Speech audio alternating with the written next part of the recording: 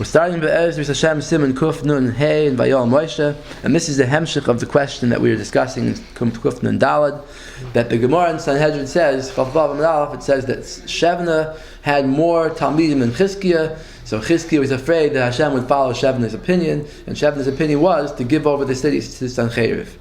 And the question was that if Shevna was a tzaddik and a gadol ador, how could? And the Gemara comes out that no, you don't follow Shevna because Kesher Shal Rishayim ain't min a minyan. And the question was, Shevna was a tzaddik too. Shevna was a tzaddik and he was a gadol ador, so how could he be called Kesher Shal Rishayim? So now the Rebbe is going to continue and just explain more how we know that Shevna was a tzaddik. Because if he wouldn't have been a tzaddik and he wouldn't be Rishayim, then he wouldn't follow. There would be no havamina b'chlal to follow the roiv. Take a look. V'hinei b'din achrei rabim lahatois. Regarding this din that you follow the roiv, Kosav hara'ah zal b'sefer chinuch. The ra'ah in the sefer chinuch says mitzvah ayin ches she'ein ze ela k'sheshtei kitas achalukos yoidim b'chachmas haTorah b'shava. That the din of following the majority only applies if both sides know the Torah equally. Just one has more people on it. She'ein lo'emar shekas chachamim muetes lo tachriya kas burim meruba. You can't say that a small group of chachamim should not outweigh a large group of amratzim, people, ignorant people. Can you compare Amratzim with Chacham? That's the thing. Right. The chinuch says even if there would be 600,000 amratzim, they would not outweigh a small group of chachamim. Yuyin Sham. Yesh plug to bein harishonim im chas achas meruba b'chachma. Now, that the chinuch says that against amratzim, everybody agrees. But in the case, let's say one of them is, they're both chachamim, but one of them is greater, and the other one is more people, so which one do you follow? So there's a machlokes in the Rishonim about this. Im kas achas meruba b'chachma, the kas achas meruba b'minyan. One of them has more people, and one of them has more chachma. Eiz mehen adif. Which one do you follow? Aval kol hapluktos elu einam ela kishal kaponim einam rishayim. That's all if they're tzaddikim. Obviously, if they're rishayim, you don't follow them. K'moy b'Sanhedrin ushar chachmei ador. It's all talking about chachamim in the Sanhedrin or people in a bezdin. They're chachmei ador. Shekulam yirei Hashem. They're all fearing Hashem. U'mbakshei emes. They're all seeking the truth. Aval b'Rishayim kishehem merubim. When the Rishayim are the majority, like all al das shum adam me'olam. Nobody had ever had such a havamina to say shiachriu es hatzadikim. They should outweigh tzadikim af shehem muatim, even if the tzadikim are fewer. The kama doiris hayi Rishayim aroiv. Obviously, for many generations in the history of Jewish people, there have been more Rishayim than tzadikim. Like the Baal Skull, for example. Right, right, in the Bayis Rishon, most of the people did avoid Zarah. And even in Mitzrayim, the majority didn't want to leave, for example. The majority of the eagle, etc., etc. If the Chachamim had, if the Rishayim were going to have the power to outweigh tzaddikim with the majority, imhem rubin la'achriya das tzaddikim al pi Torah, then hayoimim kamas faras b'chol dinei Torah. You would have had the avodah zarah people in Bayis Rishon or the tzaddikim, and also let me just finish. The tzaddikim in Bayis Sheni. They would come up with all kinds of pshatim in the Torah to be matir what they do. Ad shahayu oikrim kol Torah kula, and they would go and they would uproot the whole Torah with their svaras. Yes, Shevet Levi received the bracha. They're going to be upholders of the Torah from Moshe because they didn't predict Chet Hegel. Right.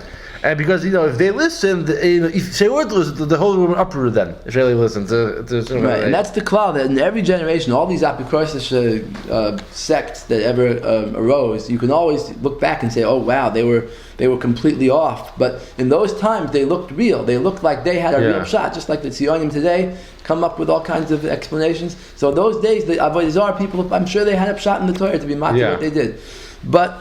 And he says ve'efshel l'tayir asheretz b'kufnun taimim, that it's possible to come up with 150 reasons to say that asheretz is tar. The Gemara says that to be in the Sanhedrin, you had to be able to come up with you have to look at Torah from every angle possible, and you have to know how to slug up the wrong shot. So you have to know what they you have to look at Torah at every angle if you want to be a judge. You can't be one-track minded to be a judge. V'haloi af bin yanei akahal in yanei mammon. Even in not only in halacha, but even in monetary and financial, whatever, in the political leadership of Klal Yisrael, you have to be a tzaddik. He says, Af ben Yoni Akal and Yoni Mammon misim, like taxes, to decide who pays the tax and who doesn't, the Chadayma and similar things. Mevur B'Ramachosh Mishpat Siman Kuf Samach Gimel, the Ramah says, She'oisim al pi roiv, rak me oisim shemekablim aleim loimar daitim l'shem shemayim. That when you follow the roiv, you're only following people, you only count people who accept on themselves to say their opinion only l'shem shemayim, not to do it for any other ulterior motives. They used to put a chayrim on the people and say, you're in chayrim if you offer your opinion and you really mean it l'shem yourself. When someone doesn't want to say his opinion, he's afraid of the chayrim, so he doesn't want to give his opinion on the matter. So even if he has an opinion, his opinion doesn't count. We only follow those people who are willing to accept the chayrim, that they are saying their opinion l'shem shemayim. Even if someone is a tzaddik, but if he has some kind of a bias, his opinion is not accepted. They're not allowed to say their opinion. You can only count people in the roiv if they have no bias. So for sure you can't count Rishaim in the Roiv. Besides the fact that they're apostle from being a dayan, they're not even valid to be a dayan, be'etzem, but Gam Yesh Lahem Negiah. Obviously Rishaim, if they're going to sit down and paskin a shayla, they have a bias that they want to paskin incorrectly. Shaloi lahagi emes, they want to come out with an untrue opinion that comes and follows their shita. Kamasha Amra Kasuv Mishlei Dalad Tezayin Ki Loi Yishnu Im Loi Yareyu, that the Rishaim can't sleep unless they do something bad. The Nigzela Shenasam Im Loi Yachshilu, their sleep is stolen from them unless they can figure out a way to trip up people. So they for sure can't say their opinion l'shem shemayim. So back to the story of chizkiyahu and shevna. How could we have a havamina to follow shevna if he was a rasha? Elamai, he must not have been a rasha. He says, Kasha tuva l'choyer. And if he were such a Talmud Chacham, has so many Talmidim, Rasha.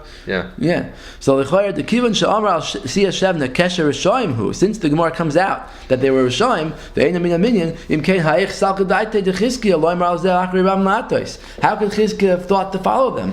Hachiyev shel loymar al rishoim neged tzadikim din achri ram natos. Kadash shel torah. Could we have thought to follow rishoim against tzadikim if they're the majority?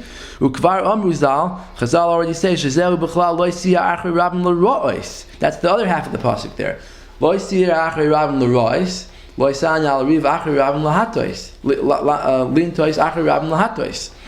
Ubefrat loy mar denat yadaite the Kodesh Baruch Hu al yidei zeh. Befrat that he should think that Kodesh Baruch Hu should follow Rishoim. That's really unbelievable. With the ka'ari lei, my ka'ari lei. So why would the Gemara have such a havamina? Why would the Chizkiyahu have such a havamina? In the next siman, Mir Tashem, we're going to answer this question.